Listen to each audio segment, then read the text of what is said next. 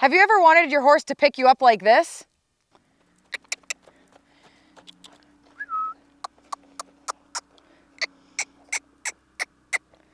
Good girl. Oh.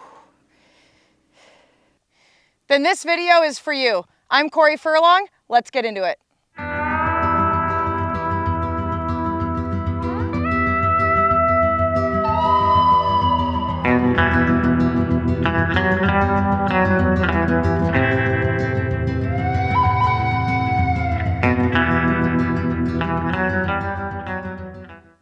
So before I get started on the fence, I am going to show you the prerequisites that I have for my horse before I get started.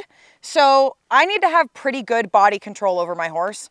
I need to be able to move his shoulders, his hips, and have him be able to go on a circle nice and soft. And so I'm going to show you a little bit of what that looks like and then the steps we're going to take to actually get them parking at the fence. So we're going to show you this with Utah. He's my 4-year-old Mauritian. And I often do this with horses that aren't very broke or before they're broke. So you'll kind of see that demonstrated on the fence as well. I like to be able to put myself above the horse before I actually get on them.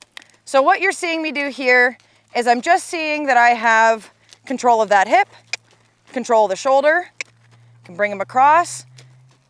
He can walk or trot in a nice little circle. Control the hip, control the shoulders.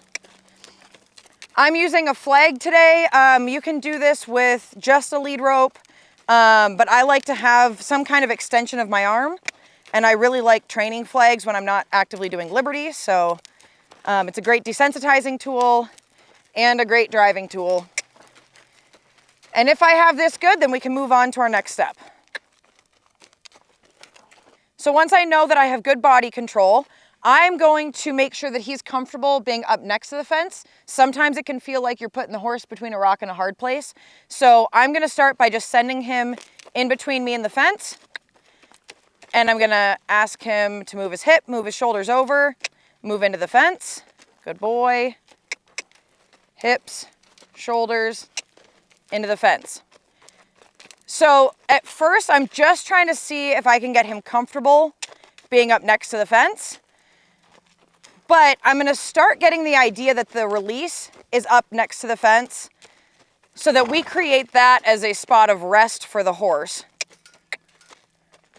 So the way I'm going to do that is when he goes in between me and the fence, I'm just going to kind of drop my energy down.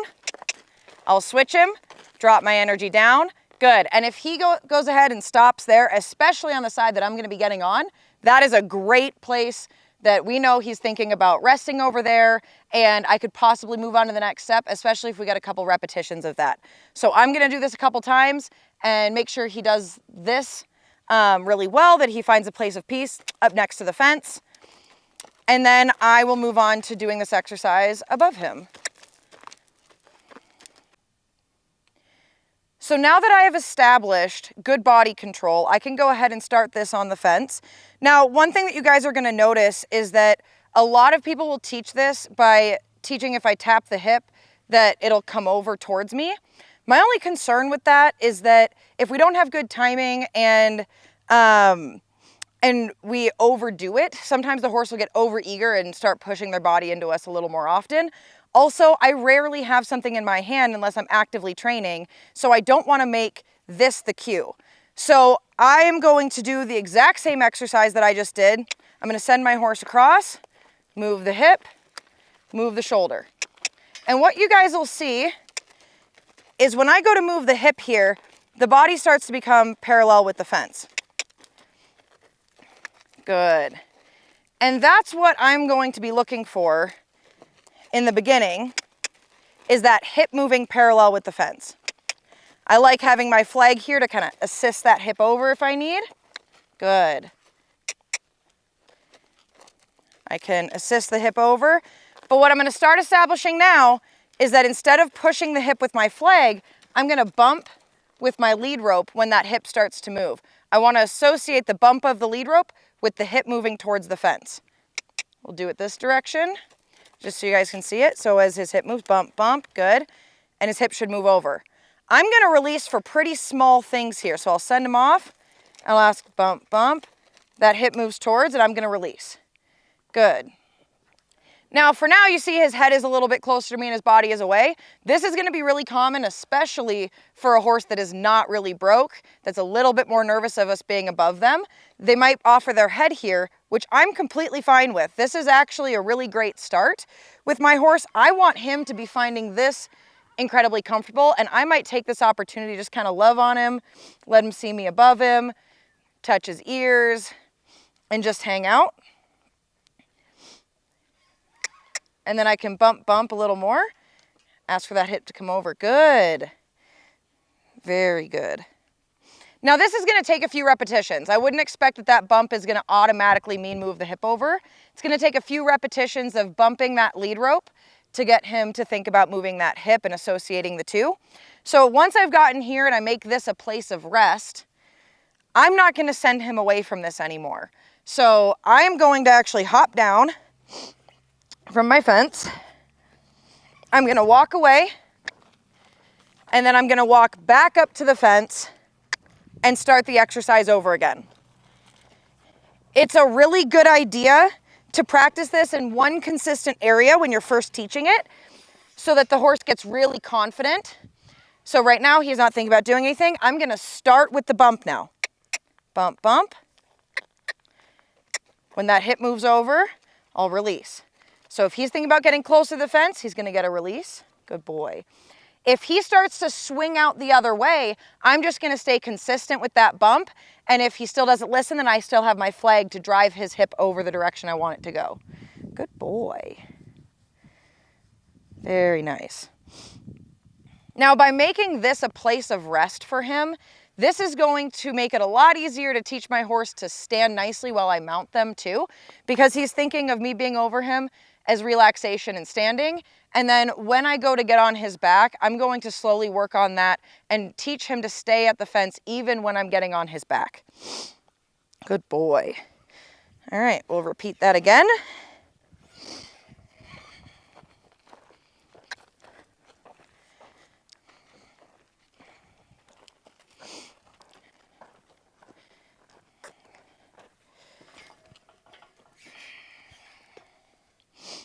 So I'm going to start with the bump. If he doesn't get it, then we just kind of push with that flag and say, move the hip over. Good. Notice how I didn't quit bumping until he did it. So even if I have to use the flag, I want to make sure that this is my cue, not this. So I'm going to keep bumping and release with both the flag and the halter at the same time. Good. Very good. Now he's starting to get the back a little bit closer. Now luckily I've got some good groundwork on this horse, so hopefully if I just ask him, take a step forward, good. He should take a step forward. Very nice. Good, and then now I'm at his back, which is awesome. And we've got some big yawning and releasing, so he knows this is a place of relaxation. It's a great sign from him that he's good with me being over top of him. Good boy. And over time, if I make the place of peace when his back is at me, then he's gonna immediately offer the back, not just his head like he did in the beginning. Good boy. But the biggest takeaway from this is that you want the mounting block or the fence to be a place of relaxation. You want them to think that that's a peaceful place, because otherwise they're gonna think about it as, oh, this person's gonna get on me, and we're gonna go run off and ride, and that could be stressful. So there he kind of moved out of place. So I'm just gonna bump until he gets his back to me. Good. And then he gets to rest when he's right here. Good boy. The last thing I wanna do is when I'm first teaching this is to just immediately jump on their back. They're gonna think of riding and work and all that stuff, and it'll make it a lot less peaceful to be here. So instead, I'll just sit here and I'll pet him, and then I may start working on things like desensitizing to the flag and having him be okay with me bringing this over him, so that he realizes even if something is going on up here, that this is still a place of rest and relaxation. Good boy. Good job, bud. All right, we're gonna ask him to do it again. So even from this position, I'm gonna get over by his head and try to climb down. Sometimes they'll get really eager to be here because it's such a great place of rest. can be a little hard to get down. Good boy. Let's see how he does on this one now that he understands that I want his back, not his head.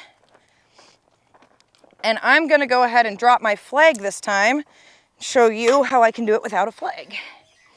So I'm gonna hop up here, bump, bump. Good, if he's coming towards the fence, then he's gonna get a release, good. Bump, bump. If he's not quite there, good, release. Good, he offered his back. And we're gonna go ahead and sit and relax right here. Good boy. And then the next step would be actually getting on. So I'll show you guys that in just a minute. All right, so now my horse has a pretty good handle on offering his back. Good boy. So there, he's actually offering his back, not just his head. We're gonna ask him for a little more here. So he's wanting his chest to be too close. I'm gonna back him up, try again. Good, there, little release. And ask for that hip one more time. So he's thinking his shoulder, he's not thinking the hip right now. We're gonna fix that before I go any further. So he knows he's supposed to get close, he just doesn't really, he's not getting which body part. So we're gonna go back to doing that. There we go. Hip. There we go. Good boy. Good boy. Ask him to step up. There you go. Good boy. All right. Good. So once I've gotten to a point where my horse knows that offering their back is the right thing to do, this is a place of relaxation and peace. Now you might be thinking, well, that's awesome. My horse now offers his back, super cool. But when I go to get on, they want to run off. And that is a big issue. So this is something that I do with colts, but I also think it's really valuable to do with broke horses that might be thinking about running off. What I'm gonna do is I'm gonna hang on to the fence and act like I'm mounting my horse. I like to do this bareback because then I don't get caught in a saddle, but I'm gonna hang on with all my weight on the fence. So if my horse were to run off here, I have the fence, no big deal. But I can correct right here. If my horse wants to do something goofy, I can just hop off and start that exercise again and ask them to come back to me. Now Utah's pretty good. He stands still to be mounted most of the time because he's done a lot of this stuff. Good boy. And a lot of different standing exercises, so he should be pretty good. Good boy. But I'll do a lot of this getting on and off, sitting at the fence, and getting him kind of desensitized to that part of the exercise. And once that's pretty good, what I like to do is I like to go to sit on him, and then I'm gonna slide off the other side. Good boy.